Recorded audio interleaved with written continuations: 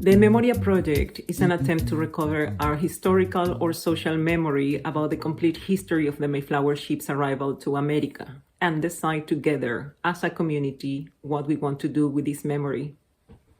It started when I first heard about the Plymouth City Council's decision to celebrate the 400th anniversary of the Mayflower's travel. A group of Plymouth artists and activists got together to discuss our position about this, and we agreed to set up a coalition of different projects and groups called Mayflower Our Voice, to raise awareness but also to oppose any kind of celebratory content about the anniversary. I was working from Feminist Fusion, and it was going to be only a focus for the year, but I was encouraged by some colleagues. I had doubts at the beginning to apply for something that could potentially be linked to an idea of celebration, but then I realized I could produce a better project and actually pay the people whose voices needed to be heard. The name MEMORIA was my realization that the problem was related to something we call historical or social amnesia, when we forget facts about our social past, in part due to the passing of time, but this is also enhanced by people in position of power who reconstruct history with a storyline that benefits their interests. Now, the 400th anniversary just came to happen at a time where white supremacy was on the rise in the USA and UK. Thus, the movements for racial and social equality were also rising and asking for solidarity.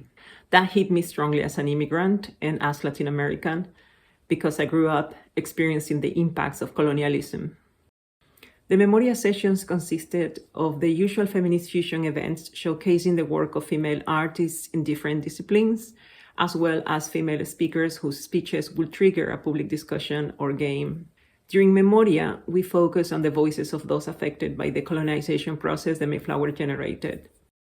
When the COVID pandemic came, I took a break to figure out how to reschedule everything, and it was challenging, not only because of all the stress of the global pandemic, but also because of having to redesign sessions in a digital format.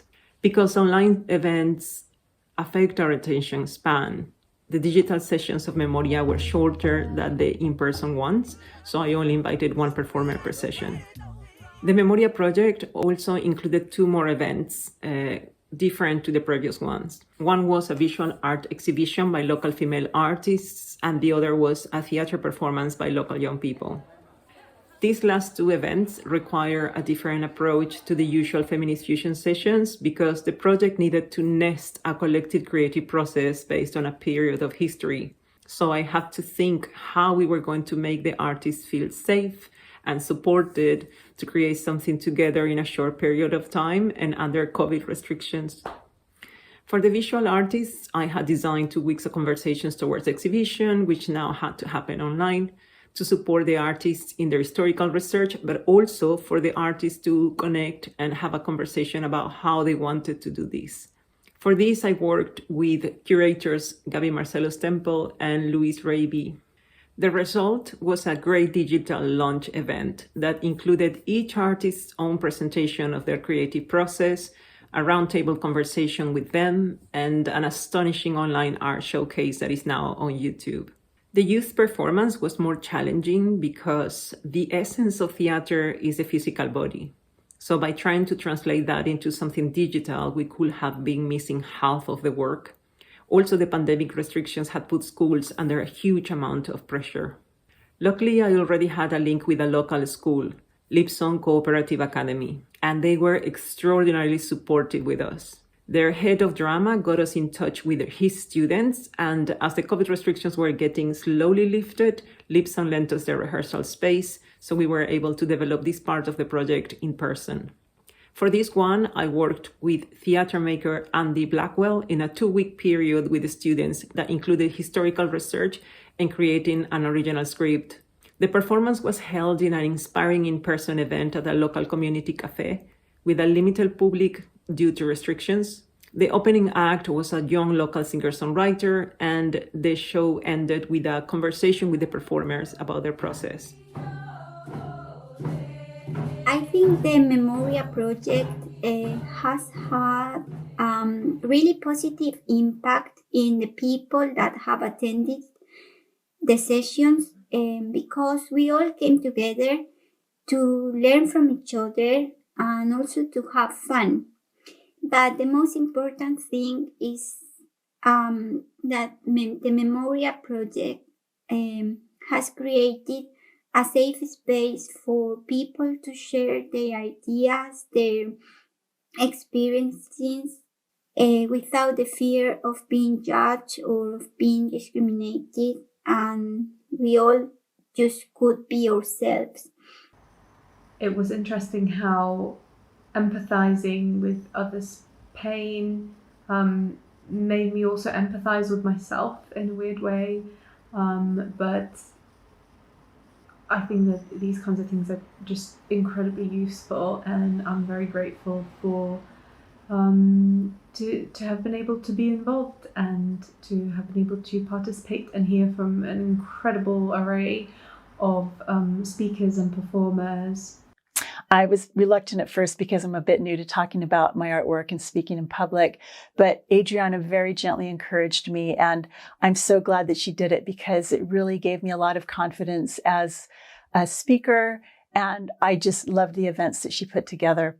I find that sometimes there's an expectation of me as a woman in the UK with Native American ancestry. I think people might have expectations and stereotypes about me and expect me to say certain things or talk about certain things.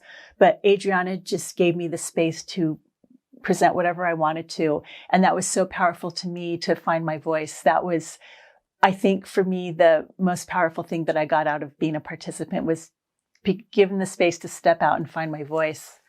And my hope is that with the events that Adriana put together, and not only myself as a speaker and a participant, but the audience members, I'm hoping that it's going to have ripple effects that will carry on beyond the project.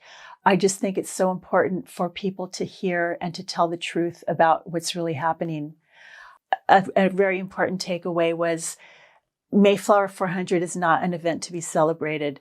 If the organizers had their way, it would have been a celebration. It would have been a very pilgrim-centric point of view.